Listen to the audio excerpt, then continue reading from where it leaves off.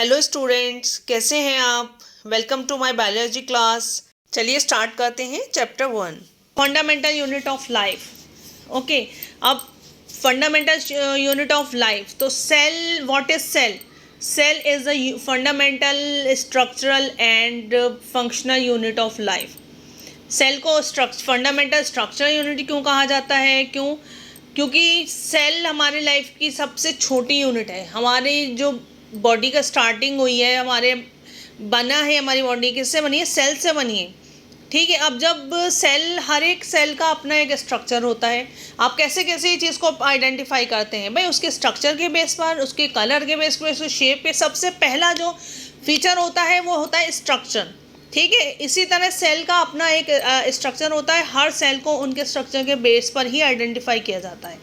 ठीक है, अब आप सेल जो है वो बहुत छोटा यूनिट है।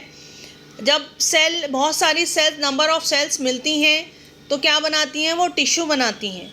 और जब डिफरेंट टाइप्स की सेल्स मिलती हैं तो वो ऑर्गन का फॉर्मेशन करती हैं। अब ऑर्गन मिलकर सारे ऑर्गन सिस्टम बनाते हैं। ठीक है, अब ऑर्गन सिस्टम आपको पता ही है क्या है हमारे ऑर्गन सिस्टम में भाई? लंग्स, हार्ट, ब्रेन, ये सब हमारे ऑर्गन सिस्टम है। जब ये सब मिलते हैं एक साथ, हमारा ऑर्गन सिस्टम एक साथ मिलता है तो क्या बनता है? हम एक लिविंग ऑर्गेनिज्म बनता है। लिविंग ऑर्गेनिज्म क्या है? हम हैं। अब हमारे जितनी भी प्रोसेस है उनके स्टार्टिंग कैसे होती है? सेल से होती है। तो सेल, इसीलिए सेल को structural and functional unit of life कहा जाता है। ठीक है, अब भाई हम बात करते हैं सेल को किसने डिस्कवर किया। तो सबसे पहले सेल को रॉबर्ट हुक ने डिस्कवर किया था 1665 में। उन्होंने, वो बैठे हुए थे, उन्हें भाई ख्याल आया, बाहर गए, बाहर से एक बार्क होता है जो पेड़ लगा होता है, उसकी उन्होंने एक पीस जो बाहर की छाल सी लगी होती है उसको हम बार्क कहते हैं, उसको लेकर आए, उसका पीस जो उन्होंने से निकाला। ठीक है, उसका एक स्लाइड बनाई उन्होंने और अपने ही माइक्रोस्कोप में उसको देखा। ठीक है, जब उन्होंने माइक्रोस्कोप में देखा तो उन्हें एक छोटे छोटे बॉक्स के टाइप स्ट्रक्चर नज़र आए जिसे उन्होंने सेल कहा। ये एक लैटिन वर्ड है। और हाँ, ये सेल्स डेड सेल्स थी। जब अब भाई सेल्स जो हैं वो लिविंग सेल्स होती हैं। तो ये किसने बताया? ये अदर साइंटिस्ट थे, एंटोनी वॉन लीवेनहॉक ने 1723 में उन्होंने बात भाई एग्जामिन किया उन्होंने सेल को। तो उन्होंने देखा कि जी सेल तो है, लेकिन उसके अंदर एक गोल सा एक्टिव उन्हें स्ट्रक्चर नज़र आया जिसे उन्होंने न्यूक्लियस कहा। इसी बेस पर उन्होंने कहा था कि ये एक लिविंग सेल है। ठीक, हाँ, तो अब हम बात करते हैं सेल थ्योरी की। अब सेल थ्योरी में क्या है? सबसे पहले जर्मन बॉटैनिस्ट थे मैथ्यूस श्लेडन। उन्होंने अनाउंस किया कि एवरी प्लांट जो है वो लार्ज नंबर ऑफ सेल्स से मिलकर बना है और जितनी वेरियस लाइफ प्रोसेसेस हैं वो परफॉर्म करते हैं प्लांट्स। इसके बाद जर्मन जोलॉजिस्ट थे थियोडोर शॉन। उन्होंने ये ऐड किया इस थ्योरी में animal and plant composed of cell. ठीक है, और जो unit of structure and function की तरह सर्व करते हैं। इसके बाद रुडोल्फ वर्चाउ ने ये एडिशन किया इस थ्योरी में कि सेल जो है वो स्मॉलेस्ट यूनिट है structural and function in all living things. और सेल जो है वो प्री एग्जिस्टिंग सेल से अराइज होती हैं। चलिए अब बात करते हैं सेल साइज़ की। ठीक है, कुछ सेल्स इतने छोटे होते हैं कि उन्हें हम नेकेड आई से नहीं देख सकते हैं। ठीक है, उसके लिए माइक्रोस्कोप से हमें एग्जामिन करना होता है। और कुछ साइज़ में इतने बड़े होते हैं जैसे बर्ड एग, लाइक ऑस्ट्रिच का एग है, वो लार्जेस्ट साइज़ है सेल का। Now we will discuss about cell structure. तो सेल स्ट्रक्चर क्या है? आप एक जनरलाइज सेल को जब माइक्रोस्कोप में देखेंगे तो आपको क्या दिखाई देता है? 3 एसेंशियल पार्ट ऑफ सेल। एक सेल मेम्ब्रेन जिसे हम प्लाज्मा मेम्ब्रेन कहते हैं, न्यूक्लियस एंड साइटोप्लाज्म। इसे देखने के बाद मालूम होता है कि सेल लिविंग सेल है। ठीक है, इसी में हमें सेल ऑर्गेनल्स दिखाई देते हैं। ठीक है, जो कि मोस्ट पार्ट्स ऑफ सेल क्या है? एक डेफिनेट शेप रखते हैं, एक डेफिनेट स्ट्रक्चर होता है और एक डेफिनेट उनका फंक्शन होता है। उसके बाद हम बात करेंगे पार्ट्स ऑफ सेल्स के पार्ट की। ठीक है, अब उसमें सबसे पहले आता है सेल मेम्ब्रेन। सेल मेम्ब्रेन क्या है? Cell membrane outermost covering है सेल की। ठीक है, हमें जैसे प्लाज्मा मेम्ब्रेन भी कहते हैं। ये एक लिविंग थिंग है और इसमें पोर्स होते हैं जिससे कि सब्सटेंस एंटर हो सकते हैं सेल के अंदर और बाहर जा सकते हैं। ठीक है, ये लाइपोप्रोटीन की बनी हुई होती है सेल मेम्ब्रेन में।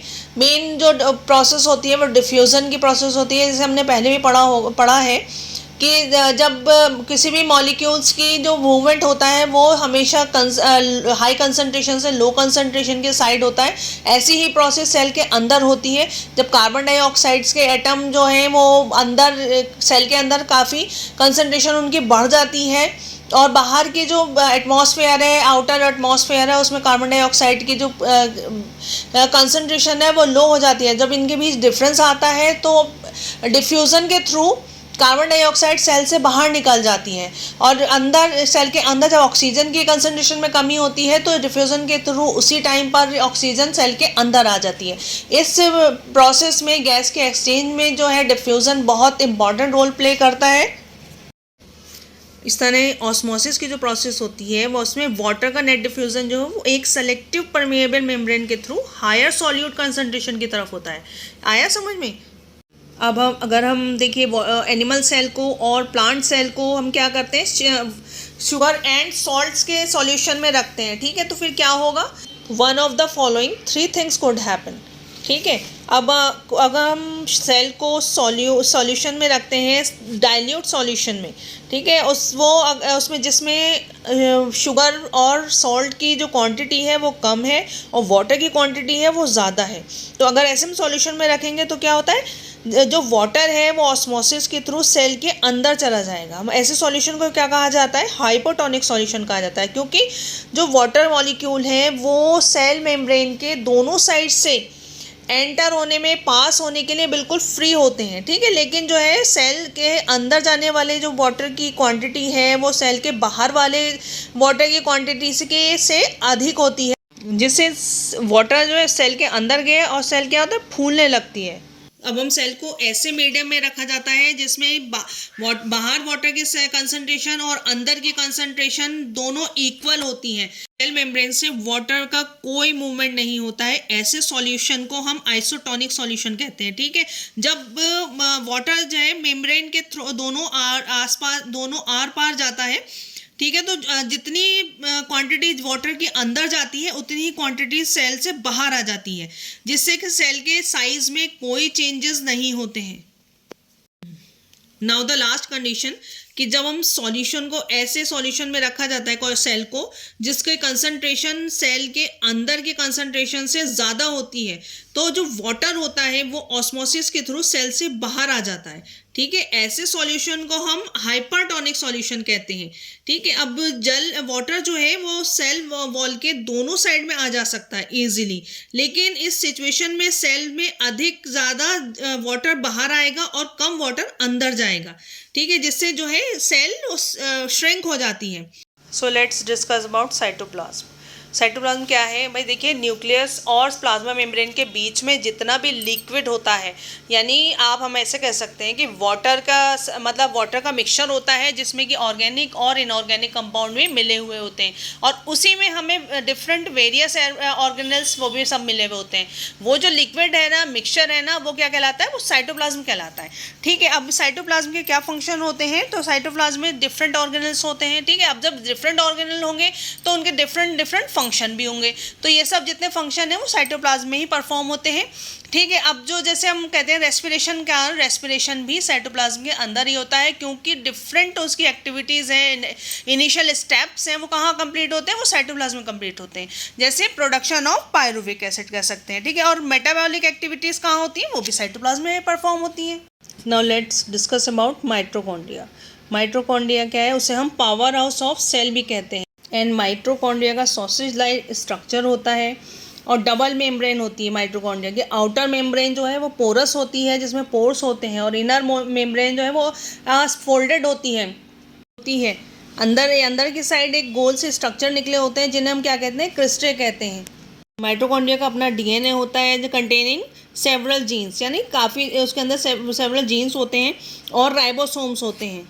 हाँ, माइटोकॉन्ड्रिया के मैट्रिक्स में यानी साइटोप्लाज्म में क्रेब्स साइकिल कंप्लीट होती है, जिसमें कि पायरुविक एसिड का प्रोडक्शन होता है, और क्या होता है, एनर्जी जो है वो रिलीज़ होती है एटीपी के फॉर्म में। एटीपी क्या है, एडिनोसिन ट्राइफॉस्फेट, यानी ये इंपॉर्टेंट है आपके लिए, ये शॉर्ट क्वेश्चंस में भी पूछा जा सकता है, इसलिए आप इसको नोट कर लीजिए। और क्या होता है, सिंथेसिस ऑफ रेस्पिरेटरी एंजाइम्स। अब आता है एंडोप्लाज्मिक रेटिकुलम। एंडोप्लाज्मिक रेटिकुलम क्या है, एक डबल मेम्ब्रेन ट्यूब्यूल्स की तरह स्ट्रक्चर है, एक नेटवर्क बना हुआ होता है इसका पूरा, ठीक है, और जो कि प्लाज्मा मेम्ब्रेन से अटैच होता है। आउटर साइड जो है वो प्लाज्मा मेम्ब्रेन से अटैच होगी और इनर साइड उसकी वो न्यूक्लियर मेम्ब्रेन से अटैच होती है। न्यूक्लियर मेम्ब्रेन और प्लाज्मा मेम्ब्रेन डबल लेयर्ड होती हैं, ठीक है। और एंडोप्लाज्मिक रेटिकुलम 2 टाइप्स का हो सकता है, a smooth endoplasmic reticulum and rough endoplasmic reticulum. Rough endoplasmic reticulum की सरफेस से राइबोसोम्स अटैच होते हैं, ठीक है। अब ये एंडोप्लाज्मिक रेटिकुलम के फंक्शंस क्या हैं, तो फंक्शन है एक सपोर्टिव फ्रेमवर्क प्रोवाइड करता है सेल को। एंडोप्लाज्मिक रेटिकुलम एक सपोर्टिव फ्रेमवर्क प्रोवाइड करता है सेल को, और क्या, synthesis of and transport of protein and fat में भी पार्टिसिपेट करता है। अब हम बात करेंगे न्यूक्लियस की। ये लार्जेस्ट ऑर्गेनल है, ठीक है, और स्फेरिकल होता है, डबल लेयर्ड होता है, जिसमें कि जिसे हम कहते हैं न्यूक्लियर मेम्ब्रेन। न्यूक्लियर मेम्ब्रेन में पोर्स होते हैं जिसमें से न्यूक्लियोप्लाज्म अंदर और बाहर आ और जा सकता है, ठीक है। इसमें थ्रेड लाइक स्ट्रक्चर होते हैं जिन्हें क्रोमेटिन फाइबर कहा जाता है। कंटेन डीएनए, ठीक है, डीएनए होता है इसमें। और एक जब हम सेल डिवीज़न होता है उस दौरान chromatin fibre ribbon like structure हो जाते हैं और थिक हो जाते हैं थोड़े, जिन्हें हम क्रोमोसोम्स कहते हैं। न्यूक्लियस जो है वो सेल फंक्शंस को रेगुलेट करते हैं, ठीक है, और इसमें क्रोमोसोम्स होते हैं जो कि हेरिडिटी कैरेक्टर को कंट्रोल करने में जीन के बैरियर की तरह वर्क करते हैं। Now we will discuss about lysosome. Lysosome है मेम्ब्रेन से घिरा हुआ होता है, ठीक है, उसमें डाइजेस्टिव एंजाइम्स होते हैं जो कि बहुत पावरफुल होते हैं, और अगर मान लीजिए बाहर से कोई सब्सटेंस अंदर आ जाता है तो ये एंजाइम उन्हें डिस्ट्रॉय कर देते हैं, ठीक है। या सेल के अंदर कोई सेल का पार्ट ओल्ड हो जाता है या इंजर्ड हो जाता है तो ये उन पार्ट्स को डिस्ट्रॉय कर देते हैं, ठीक है। लाइसोसोम में बहुत पावरफुल एंजाइम्स होते हैं जो कि कॉम्प्लेक्स फूड को तोड़कर छोटे छोटे टुकड़ों में ब्रेक कर देते हैं और सिंपल फूड में कन्वर्ट कर देते हैं, ठीक है। इनका मेन फंक्शन जो है इंट्रासेलुलर डाइजेशन है, और बाहर से आने वाले किसी भी ये सब्सटेंस को ये डिस्ट्रॉय कर देते हैं। और या फिर सेल के अंदर अगर कोई सेल ओल्ड हो जाती है या इंजर्ड हो जाती है तो इसे वो इनके ऑर्गन्स को डिस्ट्रॉय कर देते हैं, जिसे सुइसाइड बैग भी कहा जाता है। Now we will discuss about vacuoles. Vacuoles जो हैं वो स्टोरेज बैग की तरह वर्क करते हैं, लिक्विड के लिए भी और सॉलिड कंटेंट्स के लिए भी, ठीक है, क्योंकि एनिमल सेल में ये बहुत छोटे होते हैं वैक्यूल्स, जबकि प्लांट सेल जो होती है इनमें उसमें इनका साइज़ बहुत बड़ा होता है। ये कवरिंग से कवर्ड होते हैं जिसे टोनोप्लास्ट कहा जाता है। इन वैक्यूल्स का मेन फंक्शन जो है वो स्टोर करना water and other substance like food और अमीनो एसिड्स हैं, शुगर है, वेरियस ऑर्गेनिक एसिड्स हैं, प्रोटीन एंड सम प्रोटीन है। ये सब सब्सटेंस लाइफ के लिए, लिविंग ऑर्गेनिज्म के लिए बहुत इंपॉर्टेंट होते हैं जो वैक्यूल्स में स्टोर्ड होते हैं, ठीक है, और ये टर्जिडिटी प्रोवाइड करते हैं प्लांट सेल्स को। अब हम बात करेंगे गोल्जी एपरेटस की। गोल्जी एपरेटस को सबसे पहले किसने डिस्क्राइब किया था, कैमिलो गोल्जी ने। गोल्जी एपरेटस जो है वो एक मतलब मेम्ब्रेन से घिरा हुआ एक वेसिकल है, मेम्ब्रेन से घिरी हुई वेसिकल है जिन्हें हम फ्लैटन सैक भी कहते हैं, ठीक है, जो एक दूसरे के पैरेलल अरेंज होती हैं, इन्हें सिस्टर्न्स कहा जाता है, ठीक है। इन मेम्ब्रेन का जो कनेक्शन है वो एंडोप्लाज्मिक रेटिकुलम की मेम्ब्रेन से होता है, इसलिए ये कॉम्प्लेक्स सेलुलर मेम्ब्रेन सिस्टम के दूसरे पार्ट को बनाती हैं। इसका मेन फंक्शन है सिंथेसिस एंड सक्रीशन, ठीक है, और ऑफ एंजाइम एंड हार्मोन्स, और ये अदर फंक्शन में भी पार्टिसिपेट करता है like formation of acrosome of sperms, ठीक है, only in animal and human beings. Let's talk about plastids, ठीक है। प्लास्टिड क्या है, अब ये ओनली प्लांट सेल्स में मिलते हैं। प्लास्टिड डिस्क लाइक स्ट्रक्चर हैं जो कि क्लोरोफिल को मतलब कंटेन करते हैं, और ये डबल मेम्ब्रेन होते हैं। इनका मैट्रिक्स जो है वो प्रोटीनस होता है जिसमें डीएनए पाया जाता है। 3 टाइप्स के होते हैं। ल्यूकोप्लास्ट सबसे पहले है, ये कलरलेस होता है, ठीक है, इसमें ये और इसका फंक्शन है स्टार्च को स्टोर करना। उसके बाद आता है क्रोमोप्लास्ट। क्रोमोप्लास्ट जो है वो कलर्ड होते हैं जिसमें 2 तरह के पिगमेंट होते हैं। एक ज़ेंथोफिल है जो कि येलो कलर का होता है एंड अदर इज़ कैरोटिन, ठीक है, जो ऑरेंज कलर का होता है, तो फ्लावर्स के पेटल्स में एंड फ्रूट्स में प्रेजेंट होता है। नेक्स्ट इज क्लोरोप्लास्ट, ये इसमें ग्रीन कलर का पिगमेंट होता है जिन्हें हम क्लोरोफिल कहते हैं, ठीक है। इनका मेन फंक्शन क्या है, सोलर एनर्जी को ट्रैप करना, ठीक है, और ये मेनली फोटोसिंथेसिस में हेल्पफुल है। अब हम बात करेंगे difference between plant cell and animal cell. ठीक है, जो इनके फीचर्स हैं, जो सबसे पहले स्ट्रक्चरल डिफरेंसेस हैं उसके बारे में हम बात करेंगे। सबसे पहला है सेल वॉल। ठीक है, सेल वॉल जो प्लांट सेल में है वो डेफिनेट होती है, मतलब, और सेलुलोज की बनी हुई होती है, और एनिमल सेल में सेल वॉल नहीं होती है, एब्सेंट होती है। ठीक है, देन सेकंड है सेंट्रोसोम। सेंट्रोसोम जो है वो सेंट्रोसोम एब्सेंट होता है। ठीक है, और एनिमल सेल में सेंट्रोसोम प्रेजेंट होता है।